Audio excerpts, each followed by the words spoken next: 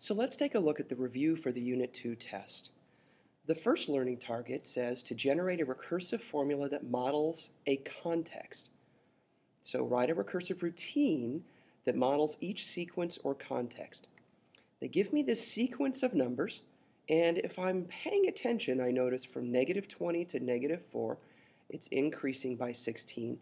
From -4 to 12, also increasing by 16, and from 12 to 28, again increasing by 16. Every recursive routine you always write for this class, you have to basically describe to someone how to recreate this sequence. So you have to tell them where to start first. Start with -20. Then what they could get this routine in their calculator is ANS plus 16. So start with -20, then take the previous answer and add 16 to it. That's going to get you the next term in the sequence. So a student is 700 meters from school, which is kind of telling me where they're starting, and is walking directly towards the school, this is important, at a rate of 0.6 meters per second. Now the reason it's important they're going towards the school is that if they're 700 meters away, they're going to get closer and closer all of the time, so this number is going to decrease as time goes by. So start with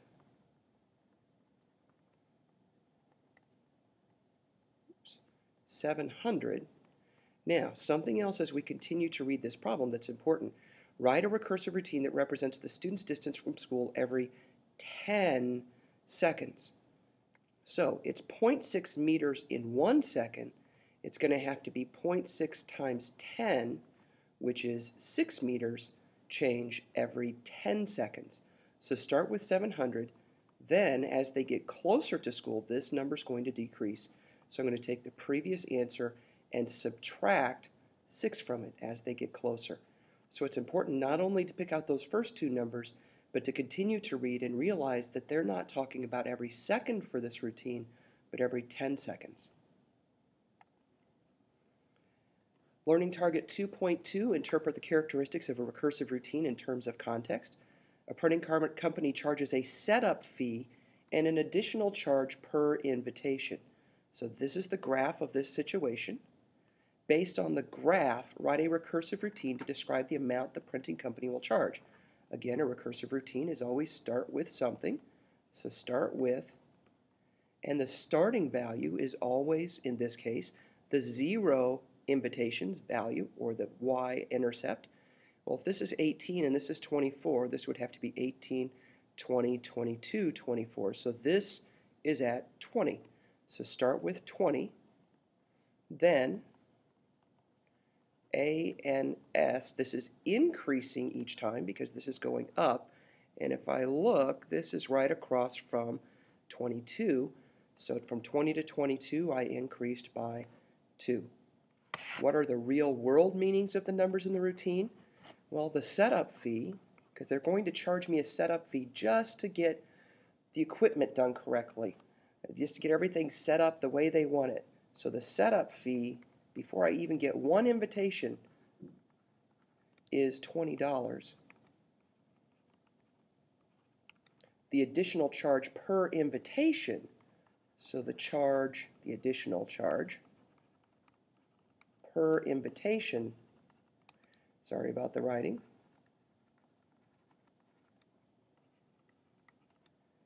is $2.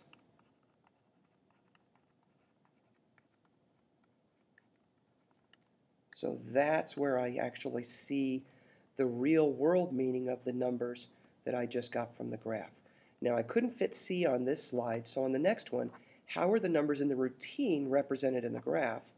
20 is the y-intercept, so where the line or the points cross the y-axis. And 2 is the rate of change, but in this case when I'm looking at the graph, it's the rise over run. Because I rise 2 for every 1 that I run. So write an equation in slope-intercept form to model a linear relationship. Now, even though it says define the variables, write an equation in intercept form y equals mx plus b, you can use variables other than y and x as long as you define what they are. So, the important things. The train is 75 miles east of Chicago, and it continues to head east, so it's away from Chicago. It's traveling at a constant speed of 50 miles per hour, so they want an equation that represents the train's distance from Chicago. Well, the equation ends up looking a lot like the recursive routine. Y equals the start value, which is 75. It's increasing this distance because it's going away from Chicago, and it's increasing it by 50 miles for every hour. So x is the number of hours that the train has been traveling.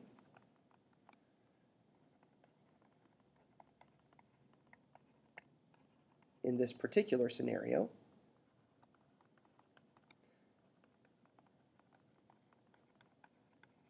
And y is the distance in miles from Chicago.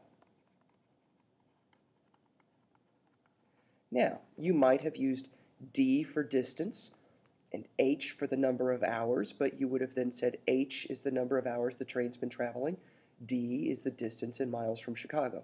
It's okay to use different variables, but make sure that you define them carefully. Now, I'm going to skip forward a couple slides because this learning target actually pertains to the problem that we just did. It says explain what a graph of the relationship would look like. And my answer include how the numbers from the equation would be present in the graph. Well, the graph, or the line, I should say, would cross the y-axis at 75 because that was my start value. Remember, my equation was y equals 75 plus 50x. It would then rise 50 miles for every hour.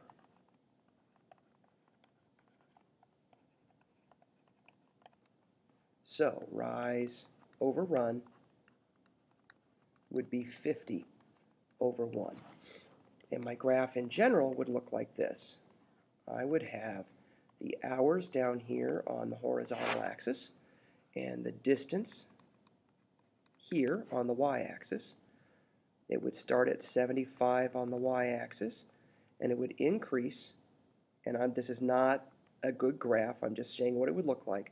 It would go up to 125 by the time it got over to 1 hour.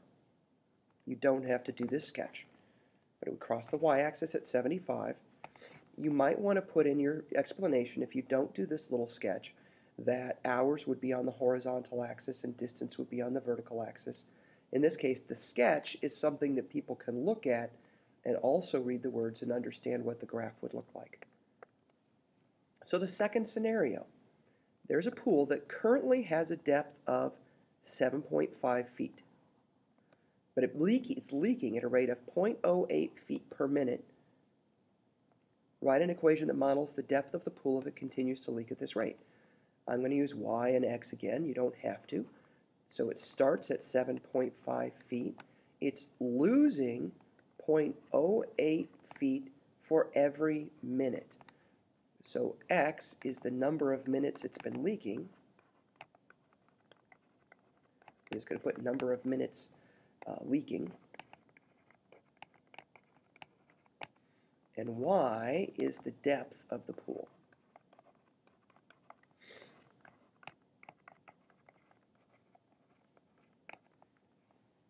So my graph on this one, I'm going to actually write this out. The x-axis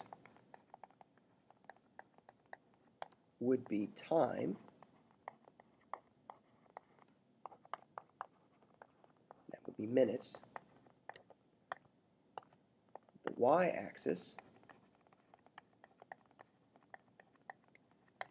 would be the depth of the pool,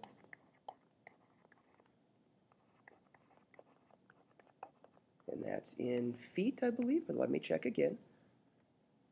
In feet. The line would cross the y-axis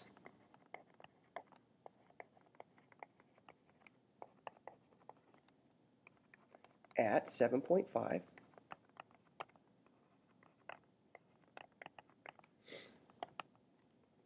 It would then go down or fall,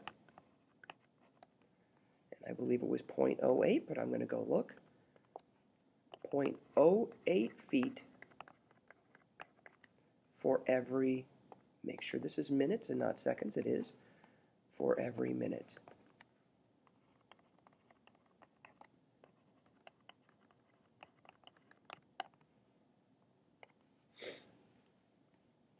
The independent and dependent variables.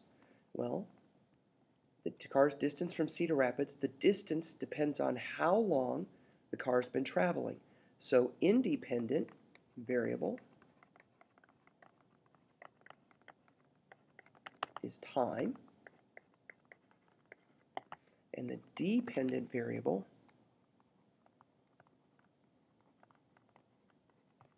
is distance, because the distance depends on how long the car's been traveling. Find the rate of change or the slope. Well, in order to do that, I need to take two of these points. Remember that rate of change is the rise over the run, which is the change in the dependent variable over the change in the independent variable. We calculate change with subtraction. So what I need to do is to pick 2 points. I'm going to just use the first two, because if this is linear, it doesn't matter which 2 points I pick. And I need to find the change from 500 to 410. To do that, I'm going to take 410 and subtract 500 from it. Now, I took 410 and I subtracted 500 from it. So my denominator is going to be 2 minus 0, going in the same direction, over 2 minus 0. 410 minus 500 is a negative 90 over now a positive 2. So my rate of change is a negative 45 for my answer. As far as the real world meaning of this rate of change, let's go back.